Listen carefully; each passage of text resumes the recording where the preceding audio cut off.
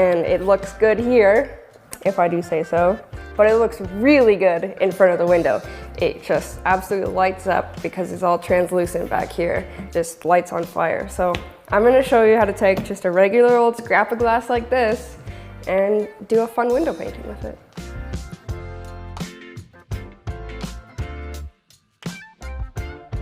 All right, we can get started. So here's my pane of glass. I'm gonna probably do this one horizontal. Obviously you can do either. So the first thing you're gonna do before we start anything else is clean it off. This was like absolutely filthy when it started. So we can start creating. The first step is gonna be painting a foreground on the front and then a background in the back. And the reason why we're gonna do that is because we got this really nice double pane of glass like this. So it's gonna really create a lot of depth in our picture. You're gonna be able to see that the background's farther away from the front ground, and it just looks really nice. So I'll show you how that works. I think today I'm gonna paint just a landscape. I think they're really nice. You can use water-based ink, alcohol ink, even just acrylic paint. I really like using the ink because it just gives like a more like abstract, interesting feeling. The important thing about this is you're going to want to choose a composition that doesn't fill up your entire space, because you want to leave a lot of background area so that you can see the resin pour, because that's really going to be the star of the show here, not your foreground. So I chose this ink because you see how it just really captures the idea of a tree. So I just find it really inspiring to go along and kind of let the tree, you know, pick itself out of the ink. Okay, so I'm going to try and work on the background now. So the foreground is still drying. If it's like really wet still, you probably don't want to do this because it's going to like drip down.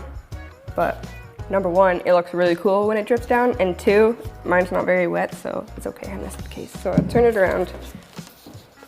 So now I'm looking at the back here, and obviously I can see all my stuff through it, right? So I'm just gonna take this like spongy brush, and back here, I'm going to put in a whole bunch of little trees to make it look like there's like really far away and like down low. Like this cliff here is hanging over a valley or something.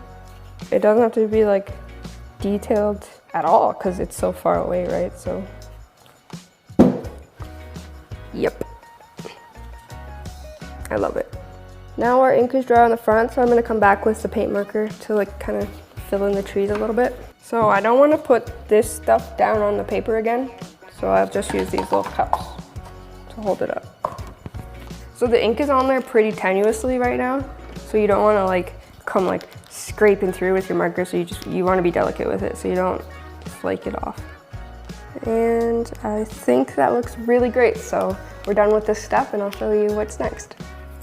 Okay, so now we have our trees painted and our backgrounds laid, so we're gonna tape up the edges, and that's just gonna keep all the resin from sliding off. And then we're gonna mix up some resin, and we're gonna tint it, and we'll pour it on, and that'll create our sky background.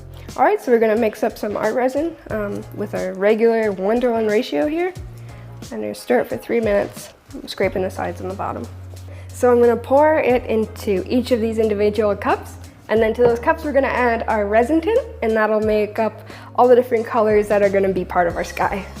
Okay, so I think I'm gonna do like a purple to indigo to kind of teal color. So I'm gonna start with a few drops of neon pink in this one. And I'm gonna take the neon blue and add some of that. So this is a nice color, but you'll notice when I like bring it up onto the walls of the cup, you'll see that it's almost clear. So you wanna keep that in mind. So when it's poured over the whole thing, it's gonna be a lot thinner, so you're gonna have to add a lot more color into your cup. You can see like how it's super dark in the cup, but then if I bring it up in here, it's just like a nice plum color. That's what it's gonna look like. All right, let's move on to our next cup here. It's a nice periwinkle blue. So you'll notice I used neon blue and neon pink to mix this up, and not regular blue and red to try and make this. So the pink kind of tones it down a bit, makes it look a little softer. And now I'm gonna go for like a teal. You wanna be careful. You wanna make sure that the green isn't overpowering. All right, and now we're gonna be moving on to our next cup here. So we're gonna add white to this cup. There's not very much resin in it because we don't need very much resin. This is gonna look like the clouds. It's just gonna be a whole different aspect to differentiate between these more translucent colors. So I'm gonna do this, and I'm gonna tint it just very light blue. Okay, now this next cup over here, I'm gonna be adding glitter because I think once it gets all mixed in, it looks like a very organic looking canopy of stars in a sky. Okay, so we got our colors mixed up and now it's time to pour onto our background. There's no right or wrong here. It's really about being creative. It's really about finding the patterns that speak to you. It's really about being loose as an artist and feeling what you like and seeing it come to life in front of you. Definitely experiment. So have a lot of fun with it. Okay, so I'm gonna add glitter here. So the glitter sinks to the bottom, so don't add a big glob of it in one spot, just sort of scatter it through. And then I'm gonna add a whole bunch of clear, and it's just really gonna open up cells and colors, and it's gonna look super cool, I promise. So you can kind of move the colors around now using a hairdryer or by blowing on it, and I'm just gonna blow on it right now. So here we go. This is so undignified. Well, now that I'm all out of breath, let's torch it. So the great part about using resin tint is that it's non-flammable, so you can torch it when you're finished, which is really nice. And then you get rid of all the bubbles, but you don't have to be too concerned about things landing in here or having any sort of imperfections, because this is the back of your piece. All right, well, we're finished up here. Usually at this stage, we'd add a cover, but this is actually the back of our piece, so it doesn't really matter, so I'm just gonna leave it out, and I'll come back to it tomorrow. Hey guys, we're back. So here it is today. I think that it looks really good. I really like the colors and how they transition.